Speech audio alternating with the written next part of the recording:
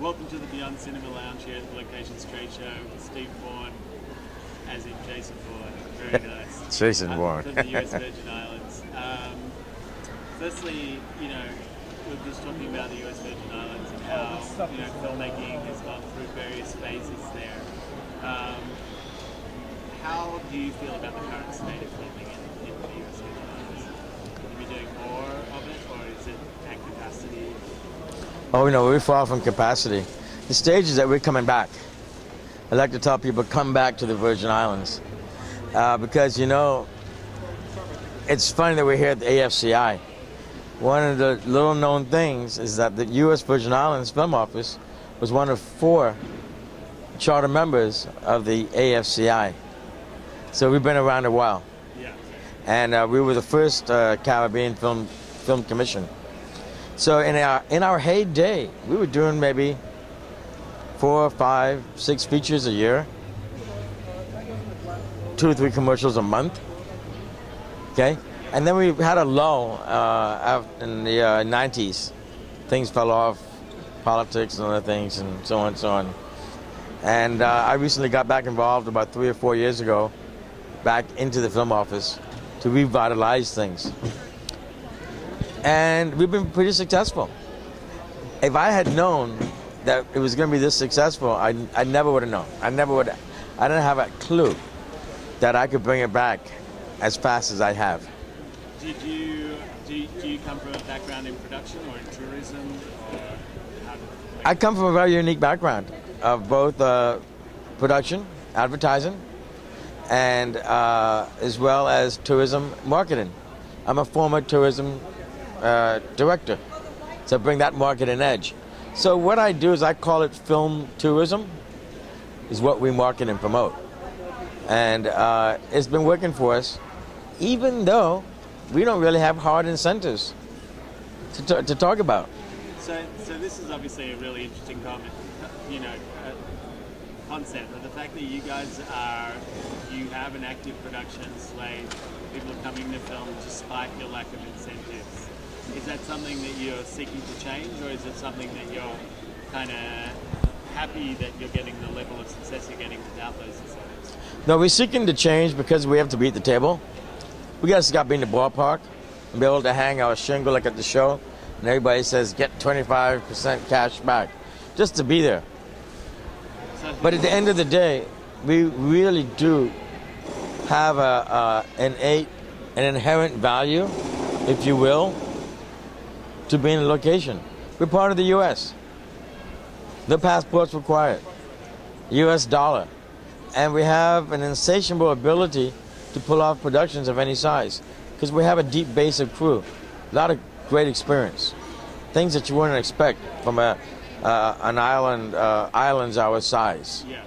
So when you're looking at framing your new incentive packages and the potential rules or laws that may become in effect, whose incentives are you looking at? Which other countries or territories are you looking at to say, you know what, this is sort of the kind of thing we want to get involved in? Wow, what a good question. That's all I've been doing this show. I do it every show. Try to figure out if there's a model. You know what? There's no one model. There's no one model. You got to take the best practices and put it all together. Because we don't want to dilute what we really offer. Because we do have a unique position where we get soft incentives and provide producer offsets based on what they need, subsidies. So we don't want to lose sight of that, because sometimes it's much better for the producer. The bean counters, when they send location managers out on the road, want them to look for incentives. So it's shifting. No longer are they really location scouting, now they're incentive scouting. So we don't want to lose that edge, because when I get a script and match locations to it, the reaction is amazing. They can't believe that we have cattle farming, that we have cowboys, ranchers, drives that look like New England or the Malibu Drive. They just think beach. And we're trying to get people to think beyond the beach, be competitive with some sort of incentive so we can hang a shingle. Yeah. You know, Beyond the beach, I like that. It's like something that beyond cinema is very cool. beyond cinema, beyond the beach. There you go. I started that. Hey, we're in partnership right now. So You know, how do you change that? Is it just by sending out things, like sending out packages and images and things like that, or do you send them, you know, potentially clips from other movies that have utilized those things? we have a small staff. It's me plus one. It used to be me, and we just added one person. We usually we're more reactive to sending out images. We're proactive in marketing ourselves, advertising, like doing with you, PR, media interviews, like what we're doing with you, just getting the word out. Word of mouth is incredible. You know, I've been in this business a long time. So have you. You're only as good as your last gig. So one gig leads to the other. And you just keep those gigs coming and keep the quality, you're going to get stuff coming at you. What film do you think has really shown a good use of the US Virgin Islands? What a question. Well, the most recent film that showed how versatile we are and what we can do, the experience that we offer, is Twilight Saga Breaking Dawn, where we actually double as Brazil. And the honeymoon scene was actually in St. Thomas, not Brazil. People say, what? But what we were able to pull off in a short period of time with the infrastructure was pretty amazing. Now, did it show the Virgin Islands? No. But it doesn't need to. We're not here to make films necessarily to brand ourselves. Benjamin Button, curious case of Benjamin Button, made excellent use of the Virgin Islands. This is the David Fincher film that we're That's talking about. correct. That's the one we're talking about. That was only like 3-4 years ago. Yeah. Where they made excellent use of the Virgin Islands.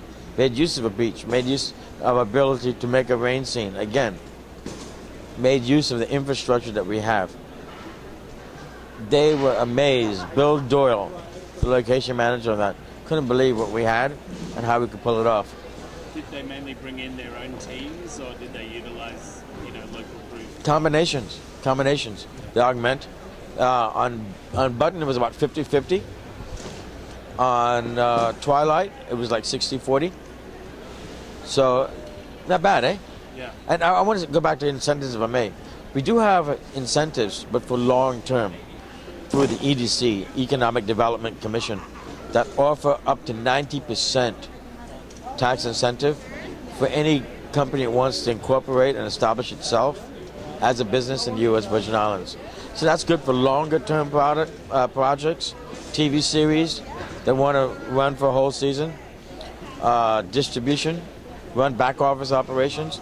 So we do have those kinds of incentives, but unfortunately those are not marketable to most projects.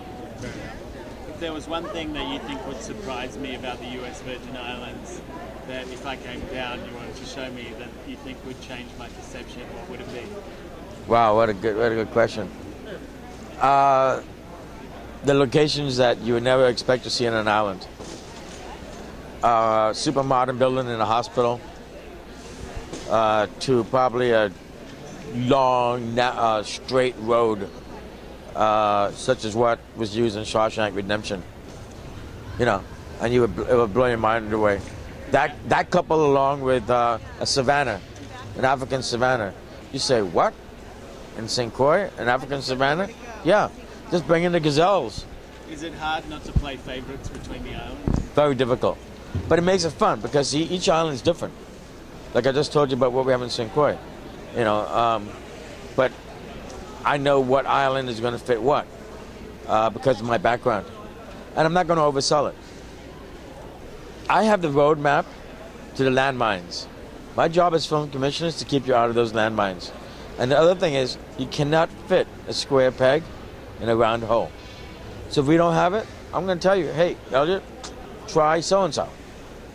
Do you find that you are partnering, you know, on locations, or you're saying, let's partner with another, you know, another territory and we'll get this whole package to you? All the time. Because we probably have the most experienced crews in the Caribbean, with the exception of Puerto Rico. Even in Puerto Rico, our crews go to work over in Puerto Rico. So, like Pirates of the Caribbean, I knew we didn't have it. We did not have what they needed. The water just wasn't deep enough for the draw of the Black Bull. but I knew who had it. Dominica and St. Lucia. It didn't matter.